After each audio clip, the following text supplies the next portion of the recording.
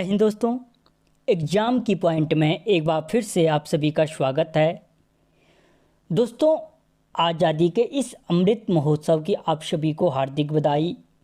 दोस्तों, आज से एक नई सीरीज़ शुरू हो रही है जिसमें आपके आने वाली जो पुलिस भर्ती है उसके मॉडल पेपर तैयार करके सॉल्व कराऊंगा। इसकी पीडीएफ आप मेरे टेलीग्राम ग्रुप से डाउनलोड कर सकते हो। अगर आपका रिस्पांस बढ़िया रहेगा तो हर हफ्ते 2 या 3 पेपर भी तैयार कराए जा सकते हैं, लेकिन अभी हर हफ्ते आपको एक पेपर प्रोवाइड किया जाएगा।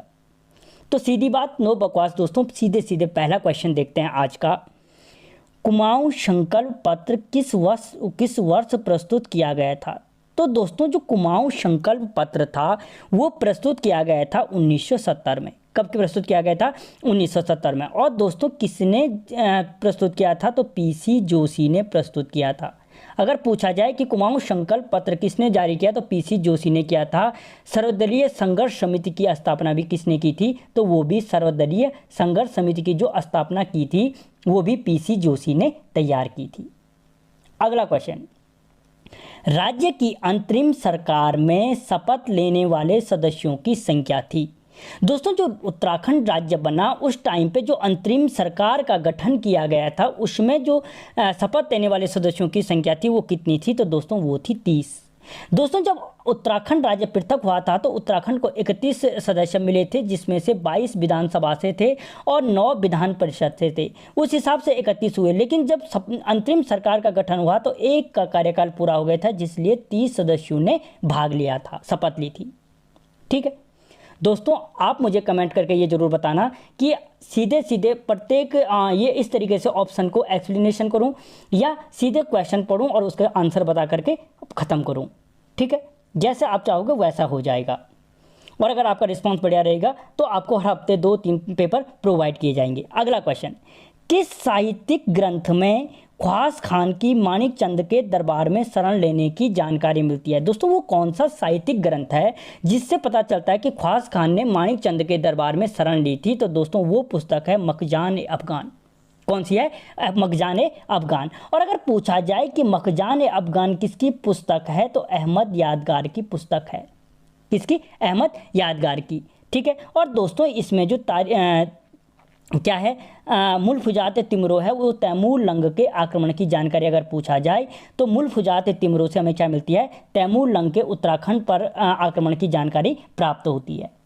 ठीक है, अगला क्वेश्चन, 2021 का सर्वोच्च सरस्वती सम्मान किसको प्रदान किया गया? दोस्तों, ये पेपर में सारा का सारा जितना भी जीएस का पार्ट है कवर किया गया है, कोई हर एक सब्जेक्ट से क्वेश्चन को लिया गया है, सिर्फ इसमें हिंदी को छोड़ दिया गया है, याद रखना।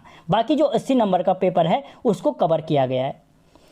तो 2021 का जो सर्वोच्च सरस्वती सम्मान दिया गया था दोस्तों, वो दिया गया था आपके रामदरस मिश्रा को। किसको? रामदरस मिश्रा को। और अगर पूछा जाए कि रामदरस मिश्रा जी को 2021 का सर्वोच्च सरस्वती सम्मान किस रचना के लिए दिया गया, तो दोस्तों उनकी जो कविता संग्रह थी मैं तो यहाँ हूँ, किसके लिए? मैं तो यहाँ हूँ रचना के लिए दिया गया था। ठीक, अगला क्वेश्चन, निम्नलिखित में राज्य के राज्यपालों के कार्यकाल सही क्रम में। दोस्तों, जो उत्तराखंड राज्य के राज्यपाल बने हैं उनका सही क्रम कौन सा है? तो आपको पता होगा कि जो सबसे पहले उत्तराखंड में राज्यपाल नियुक्त किए थे सुरजीत सिंह बंडाला, उसके बाद सुदर्शन अग्रवाल, उसके बाद दोस्तों बनाए गए थे बनवारी लाल, उसके बाद मॉर्गेट आलवा। ठीक है, उसके बाद मॉर्गेट आलवा के बाद मॉर्गेट आलवा के बाद कोई और था, उसके बाद के पॉल। तो दोस्तों ऑप्शन ए। ठीक है, सुरजीत सिंह बंडाला, सुदर्शन अग्रवाल, बनवारी लाल, मॉर्गेट आलवा, यहाँ बीच में कोई और एक था, के पॉल। अगला क्वेश्चन, किस नेशनल पार्क के मध्य में पाटलीदून स्थित है? तो दोस्तों, जो पाटलीदून स्थित है वो कॉर्बेट नेशनल पार्क के मध्य में स्थित है। इसकी स्थापना कब हुई? तो 1936 में हुई थी। और इसका जो क्षेत्रफल है वो कितना है? तो 521 वर्ग किलोमीटर है। कितना है? 521 वर्ग किलोमीटर। दोस्तों, चैनल को सब्सक्राइब करो, वीडियो अच्छा लगेगा तो लाइक और शेयर जरूर करना। आप शेयर करोगे मैं आपको ज़्यादा से ज़्यादा पेपर प्रोवाइड कराता रहूँगा। अगला क्वेश्चन, मैकाल पर्वतमाला किस राज्य में स्थित है? दोस्तों जो मैकाल पर्वतमाला है वो आपके स्थित है छत्तीसगढ़ में। कहाँ पे? छत्तीसगढ़ में स्थित है मैकाल पर्वतमाला, ठीक है। और दोस्तों अगर पूछा जाए मैकाल पर्वत की सबसे ऊंची चोटी कौन सी है, तो दोस्तों वो है अमरकंटक। कौन सी है? अमरकंटक, ठीक है। और याद रखना जो सोन, नर्मदा और महानदी हैं, अगर पूछा जाए कि सोन, नर्मदा और महानदी कहाँ से निकलती है, तो दोस्तों ये तीनों के तीनों अमरकंटक पहाड़ी से निकलती हैं। कहाँ से? अमरकंटक की पहाड़ी से निकलती है।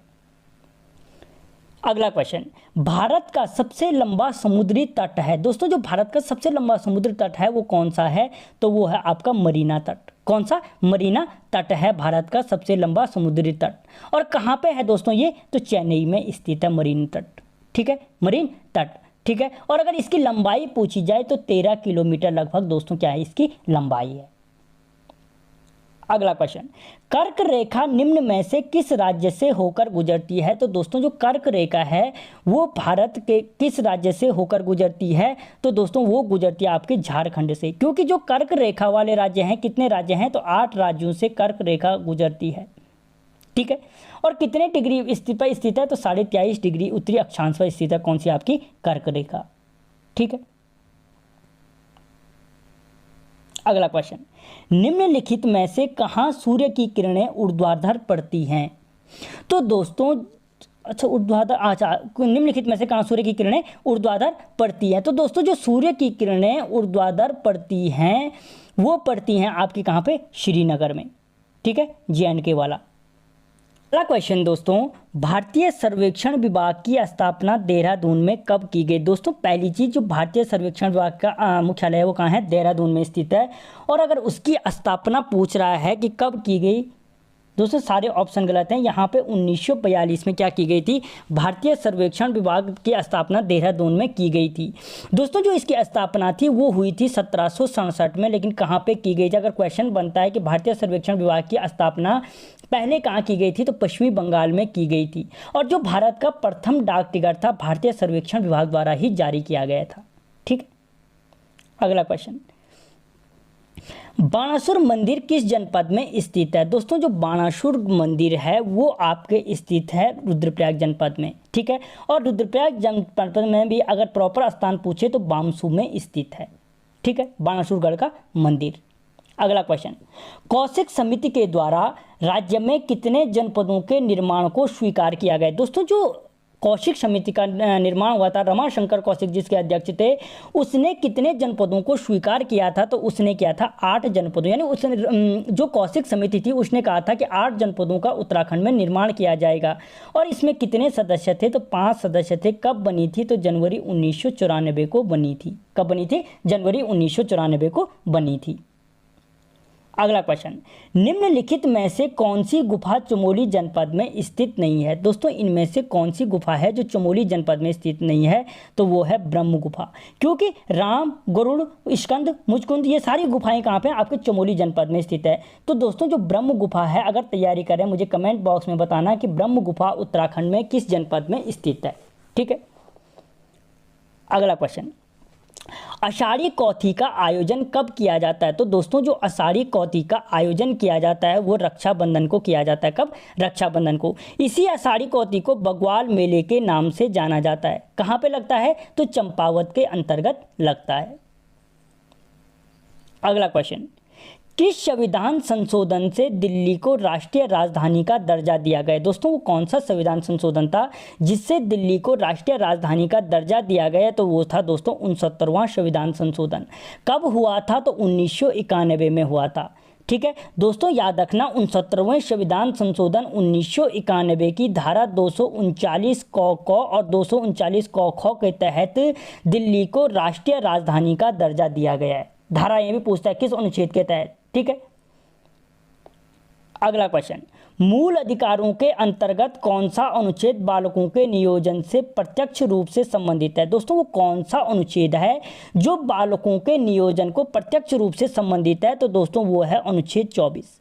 अनुच्छेद 24, क्योंकि दोस्तों अनुच्छेद 24 के अनुसार 14 वर्ष से कम आयु के बच्चों को क्या नहीं लगा सकते, किसी कार्य पे नहीं लगा सकते, और 14 से 18 वर्ष के बच्चों को किसी भी हार्मफुल या डेंजर कार्य पे जो क्या बोल सकते हैं जिसमें जोखिम ज़्यादा हो उन कार्यों पे नहीं लगाया जा सकता है। अगला क्वेश्चन, भारत का राष्ट्रपति निम्न में से किसका एक अभिन्न अंग है? तो दोस्तों जो भारत का राष्ट्रपति है वो संसद का क्या होता है, एक अभिन्न अंग होता है। किसका? संसद का। और जो दोस्तों आर्टिकल आपका 79 है, आर्टिकल 79 कहता है कि भारत की एक संसद होगी जो राष्ट्रपति प्लस लोकसभा प्लस राज्यसभा से मिलकर पूर्ण होगी। ठीक है। अगला क्वेश्चन, लोकसभा का पहला आम चुनाव कब हुआ था? तो दोस्तों जो लोकसभा का पहला आम चुनाव हुआ था 1952 में हुआ था। एक्यूरेट दोस्तों अक्टूबर 1951 से फरवरी 1952 के बीच ये चुनाव हुए थे 4 माह के तक। ठीक है। अगला क्वेश्चन दोस्तों, निम्नलिखित में वह राज्य जहां विधान परिषद नहीं है। तो दोस्तों प्रेजेंट टाइम में 7 राज्यों में विधान परिषद है और इनमें से राजस्थान वो राज्य है जहां पर विधान परिषद नहीं है। और अगर दोस्तों पूछा जाए कि विधान परिषद का गठन किस अनुच्छेद के अनुसार किया जाता है, तो 168 एक क के अनुसार किया जाता है। किसके अनुसार? 168 एक क के अनुसार किया जाता है।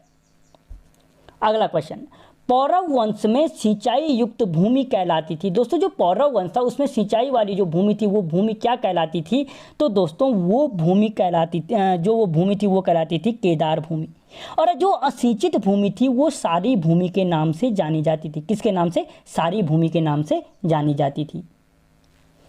अगला क्वेश्चन दोस्तों, एक बार वीडियो को लाइक करो फिर आप भूल जाओगे, और चैनल को जो नए हैं सब्सक्राइब कर लो, आपको नए नए पेपर देता रहूँगा। अगला क्वेश्चन, राज्य की कौन सी जनजाति अपने रिश्तेदारों को स्वारा कहती है? दोस्तों वो कौन सी जनजाति है जो अपने रिश्तेदारों को स्वारा कहती है? तो वो जनजाति है भोटिया जनजाति। और इसका मुख्य पर्व कौन सा है? लोसार। अगर पूछा जाए लोसार किस जनजाति का पर्व है तो फिर भी आंसर निकल के आएगा भोटिया जनजाति का पर्व है। अगला क्वेश्चन, स्वामी विवेकानंद द्वारा रामकृष्ण मिशन की स्थापना निम्नलिखित में से की गई। दोस्तों जो स्वामी विवेकानंद ने रामकृष्ण मिशन की स्थापना थी वो कहाँ पर की थी? तो दोस्तों वो की थी आपके मायावती आश्रम में। कहाँ पे? मायावती आश्रम में। कहाँ पर है? लोहाघाट चंपावत में। ठीक है। कब की थी वो इस आश्रम की स्थापना कब हुई थी? तो 1899 में मायावती आश्रम की स्थापना लोहाघाट चंपावत में की गई थी। अगला क्वेश्चन, हाल ही में राज्य की किस कुप्रथा के अंत के 100 वर्ष पूरे हुए? दोस्तों वो कौन सी कुप्रथा थी जिसके 100 वर्ष अभी कुछ टाइम पहले कुछ सालों में पूरे हुए? तो दोस्तों वो थी कुल्ली बेगार प्रथा। कौन सी? कुल्ली बेगार प्रथा। और दोस्तों आपको पता है अगर आप तैयारी कर रहे हैं कि 13-14 जनवरी 1921 को, ठीक है, चंपावत में सरयू नदी के तट पर क्या हुआ था? बागेश्वर में। ठीक है, बागेश्वर में सरयू नदी के तट पे क्या हुआ था? यहाँ पर कुल्ली बेगार प्रथा का अंत किया गया था और ये 2021 में क्या हुए? इसके 100 साल पूरे हुए। अगला क्वेश्चन, किस ताल के किनारे राजहंस देखने को मिलते हैं? दोस्तों वो कौन सा ताल है जिसके किनारे राजहंस को देखने को मिलते हैं? तो दोस्तों वो है मशहूर ताल। कौन सा है? मशहूर ताल। और दोस्तों जो मशहूर ताल है आपके कहाँ पे है? तो टिहरी जनपद में स्थित है। और इसी के समीप अगर पूछा जाए खतलिंग ग्लेशियर के समीप स्थित कौन सा ताल है तो फिर आंसर निकल के आता है मशहूर ताल। ठीक है। अगला क्वेश्चन दोस्तों, सिंधु घाटी सभ्यता का कौन सा स्थान वर्तमान में पाकिस्तान में है? दोस्तों वो सिंधु घाटी सभ्यता का कौन सा स्थान है जो वर्तमान में क्या है? आपके पाकिस्तान में स्थित है। तो दोस्तों वो स्थान है आपका हड़प्पा। क्या है? हड़प्पा, जो वर्तमान में क्या है? पाकिस्तान में है। और अगर पूछा जाए किस नदी के तट पर स्थित है तो रावी नदी के तट पर स्थित है। इसका उत्खनन किसने किया था? तो दयाराम साहनी जी ने किया था। किसने? दयाराम साहनी ने किया था। अगला क्वेश्चन, वेद शब्द का अर्थ है। दोस्तों जो वेद है उस वेद शब्द का अर्थ क्या है? तो उसका अर्थ है दोस्तों ज्ञान। क्या है? ज्ञान। ठीक है। और इसके संकलनकर्ता वेदों के कौन है? दोस्तों वेद व्यास। अगला क्वेश्चन, महात्मा बुद्ध किस वंश से संबंधित थे? तो दोस्तों जो महात्मा बुद्ध थे वो आपके शाक्य वंश से संबंधित थे। किसे? शाक्य वंश से संबंधित थे। और इनका जन्म दोस्तों कहाँ पे हुआ था? तो नेपाल के अंतर्गत जो कपिलवस्तु पड़ता है वहां पर हुआ था। अगला क्वेश्चन, मौर्य परिषद में कौन राजस्व एकत्रीकरण से संबंधित था? दोस्तों जो मौर्य काल है, दोस्तों ये सारे वीडियो बने हैं, अगर आप चाहो तो चैनल की एक प्लेलिस्ट बनी है एनसीईआरटी ज्योग्राफी और एनसीईआरटी हिस्ट्री के नाम से, वहां पे वीडियो आपको प्रोवाइड किए जा रहे हैं टॉपिक वाइज, ठीक है, तो आप देख सकते हो। मौर्य परिषद का जो राजस्व एकत्रीकरण से संबंधित था दोस्तों वो था समाहर्ता। क्या कहलाता था? समाहर्ता के नाम से जाना जाता था। अगला क्वेश्चन, सरयू नदी कितने किलोमीटर बहने के बाद काली नदी में मिलती है? तो दोस्तों जो सरयू नदी है वो आपके 146 किलोमीटर बहने के बाद क्या होती है? काली नदी में मिलती है। और कहाँ पर मिलती है? तो दोस्तों पंचेश्वर में मिलती है, सरयू और काली नदी का संगम। अगला क्वेश्चन, हल्द्वानी में सर्वप्रथम बस्तियां बसाने का श्रेय दिया जाता है। दोस्तों जो हल्द्वानी में बस्तियां बसाने का श्रेय था वो किसे दिया जाता है? तो वो दिया जाता है रूपचंद को। किसको? रूपचंद को। और किस नदी के तट पर है हल्द्वानी? तो गोला नदी के तट पर स्थित है। अगला क्वेश्चन, वर्तमान में आर्यभट्ट प्रेक्षण शोध संस्थान स्थित है। जो आर्यभट्ट प्रेक्षण शोध संस्थान है वो वर्तमान में कहाँ पर स्थित है? तो दोस्तों वो इस मनोरा पहाड़ी पर स्थित है। कहाँ पर? मनोरा पहाड़ी पर। और दोस्तों इसकी कहाँ पे? नैनीताल में। और इसकी जो स्थापना थी वो कहाँ की गई थी? तो दोस्तों वाराणसी में की गई थी। कहाँ पर? वाराणसी में की गई थी। अगला क्वेश्चन, द्वारहाट मंदिर समूह किस वंश से संबंधित है? दोस्तों जो द्वारहाट मंदिर समूह है वो कत्यूरी वंश से संबंधित है। किससे? कत्यूरी वंश से। और हिमालय की द्वारिका के नाम से अगर पूछा जाए किसको जाना जाता है? तो द्वारहाट मंदिर समूह को जाना जाता है। किसको? द्वारहाट मंदिर समूह को। अगला क्वेश्चन, जौलजीबी मेले का आयोजन कब किया जाता है? तो दोस्तों जो जौलजीबी मेले का आयोजन कब नहीं, अच्छा हाँ, कब किया जाता है? तो दोस्तों जौलजीबी मेले का आयोजन किया जाता है 14 नवंबर को। कब? 14 नवंबर को। कहाँ लगता है जौलजीबी मेला? तो दोस्तों पिथौरागढ़ में लगता है। कहाँ पर? पिथौरागढ़ में लगता है। अगला क्वेश्चन, भारत में सर्वप्रथम राष्ट्रीय आय का आकलन किसने किया था? तो दोस्तों भारत में जो सर्वप्रथम राष्ट्रीय आय का आकलन किया था दादा भाई नेहरूजी ने किया था। किसने किया था? दादा भाई नेहरूजी ने किया था। और अगर पूछा जाए कब किया था तो 1867 में किया था। कब किया था? 1867 में। अगला क्वेश्चन, मानव विकास रिपोर्ट निम्न में से किस संस्था द्वारा प्रकाशित किया जाता है? दोस्तों जो मानव विकास रिपोर्ट है वो किस संस्था द्वारा प्रकाशित की जाती है? तो वो यूएनडीपी द्वारा प्रस्तुत की जाती है। किसके द्वारा? यूएनडीपी द्वारा प्रस्तुत की जाती है। और दोस्तों जो पहली मानव विकास रिपोर्ट से अगर पूछा जाए कब प्रकाशित की गई थी तो 1990 में प्रकाशित की गई थी।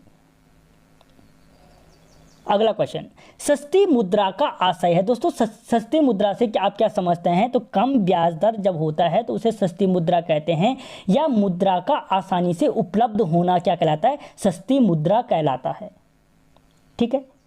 निर्यात हेतु आम की लोकप्रिय प्रजाति है। दोस्तों निर्यात के लिए आम की जो लोकप्रिय प्रजाति है वो कौन सी है? तो दोस्तों वो है आपकी अल्फासो प्रजाति। कौन सी? अल्फासो प्रजाति प्रसिद्ध है। अगला क्वेश्चन, राज्य गीत गाने में समय लगता है। दोस्तों जो राज्य गीत है उसको गाने में कितना समय लगता है? तो 9 मिनट का समय लगता है। कितना? 9 मिनट का। और इसको लिखा किसने था? तो हेमंत बिष्ट जी ने लिखा था। अंत में मुझे जरूर बताना जो यहाँ तक देख रहा है कि किसके कितने सही हो रहे हैं। ठीक है। उत्तर काशी और तिब्बत के मध्य का दर्रा है। दोस्तों जो उत्तर काशी और तिब्बत के मध्य का दर्रा है वो कौन सा है? आपके नैलंग दर्रा है। कौन सा है? नैलंग। ठीक है। और दोस्तों ये सारे के सारे जो दर्रे हैं वो दर्रे क्या हैं? आपके उत्तरकाशी जनपद में स्थित हैं। अगला क्वेश्चन, पावर और टोंस नदी के संगम पर स्थित है। दोस्तों यानी किस स्थान पर पावर और टोंस नदी मिलती हैं? तो दोस्तों वो स्थान है त्यूनी।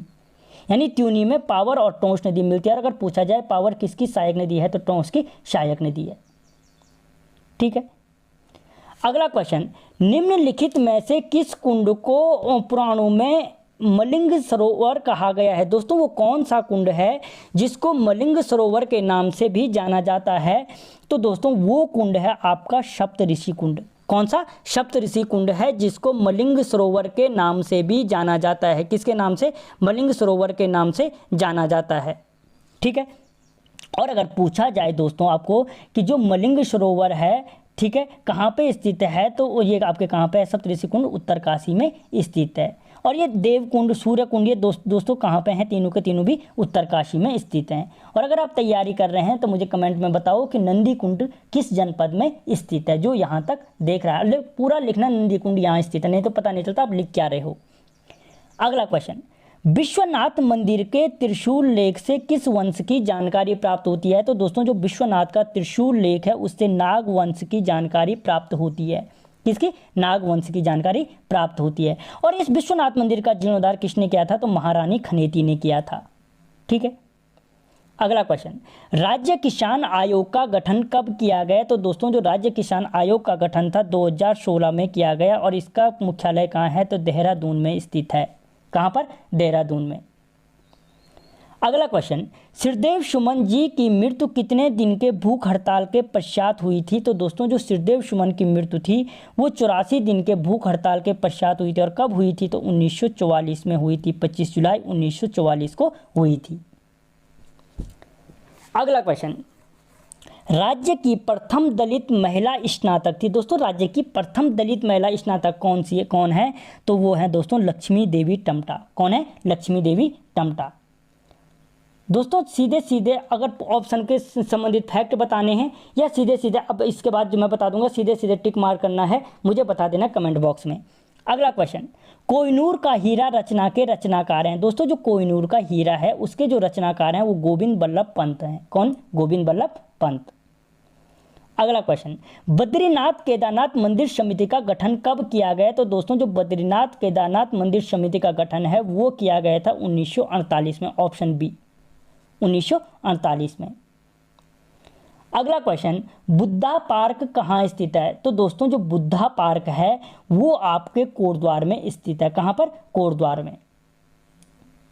और अंतिम क्वेश्चन दोस्तों, नाथोपुर किस स्थान का प्राचीन नाम है? तो दोस्तों जो नाथोपुर प्राचीन नाम है वो है दुगड्डा का, और इसे बसाने का जो श्रेय है धनीराम मिश्र को दिया जाता है।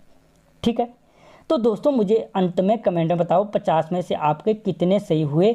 और दोस्तों अगर दोस्तों के साथ शेयर जरूर करना। अगर आपका रिस्पांस बढ़िया रहेगा तो प्रत्येक हफ्ते आपको 2 या 3 क्वेश्चन पेपर प्रोवाइड किए जाएंगे।